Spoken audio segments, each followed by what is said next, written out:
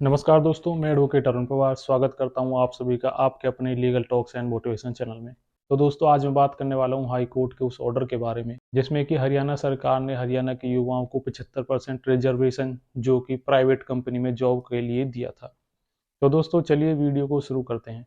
यानी कि दोस्तों, हरियाणा सरकार ने हरियाणा के युवाओं को एक तरीके से एक ऑफर दिया था कि जो भी कंपनियां हरियाणा में हैं उन कंपनियों को हरियाणा के 75% युवाओं को अपनी कंपनियों में जॉब देनी पड़ेगी।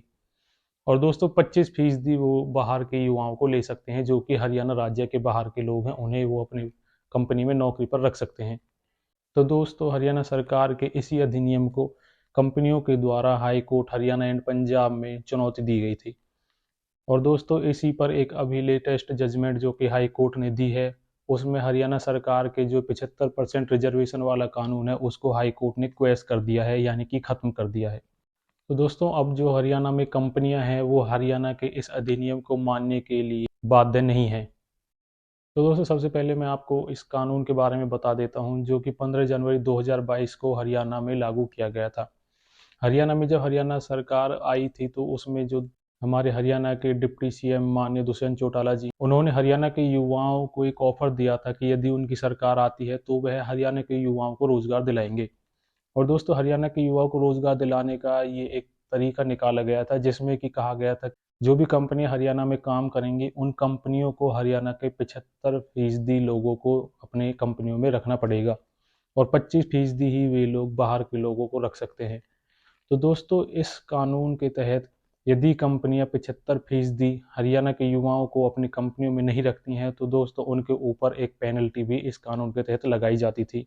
लेकिन दोस्तों, आपको बता दें कि ये जो कानून था ये केवल 50,000 महीने जो वेतन लेते हैं उनसे कम के कर्मचारियों के लिए ही लागू था।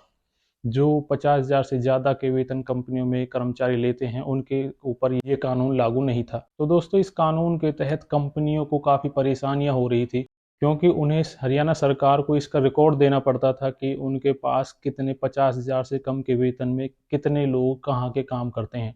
उन्हें दिखाना पड़ता था कि उन्होंने 75% हरियाणा के युवाओं को अपनी कंपनियों में रखा हुआ है और 25% ही बाहर के लोग उनकी कंपनियों में काम करते हैं। तो दोस्तों, इस नियम के तहत, इस कानून के तहत जो कंपनियां थी उन्हें काफ़ी परेशानियों का सामना करना पड़ रहा था। इसीलिए उन्होंने इस कानून को हरियाणा हाई कोर्ट में जो है चुनौती दी। और दोस्तों, कंपनियां अपने इस काम में सफल भी हुई क्योंकि हरियाणा हाई कोर्ट ने ये माना है कि हरियाणा सरकार इस तरह की कोई पाबंदी कंपनियों पर नहीं लगा सकती। तो दोस्तों, हरियाणा सरकार ने भी अपना एक पक्ष रखा था हाई कोर्ट में जिसमें कहा गया था कि उन्हें संविधान के अनुच्छेद 16(4) के तहत ये एक पावर है कि वह हरियाणा के पिछड़े हुए वर्ग के युवाओं के लिए उन्हें रोजगार दिलाने के लिए कानून बना सकती हैं। हरियाणा हाई कोर्ट ने ये कहा कि ये संविधान का उल्लंघन है, जो जो कि संविधान में मौलिक अधिकार दिए गए हैं ये उनका उल्लंघन है और हरियाणा सरकार ऐसे किसी भी कंपनी पर कोई बाउंडेशन नहीं लगा सकती। इस पर दोस्तों कंपनियों ने भी अपना पक्ष रखा और उन्होंने कहा कि हरियाणा सरकार जो है उनके ऊपर इस तरह का कानून बना करके एक बाउंडेशन लगा रही है जिससे कि उन्हें काम करने में परेशानियां आ रही हैं। तो दोस्तों, कंपनियों ने अपना पक्ष रखते हुए कहा कि हरियाणा में युवा तो हैं जो कि उन्हें कंपनियां रोजगार दे सकती हैं, लेकिन उनके पास कौशल की कमी है और सरकार को उन कौशल को सुधारने में काम करना चाहिए।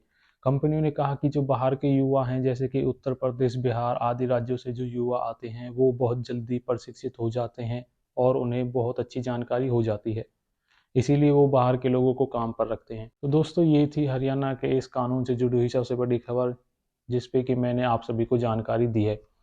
तो दोस्तों, चलिए मिलते हैं इसी तरह के टॉपिक्स को लेकर, आगे भी मैं आपके साथ इस तरह की चर्चाएं करता रहूँगा।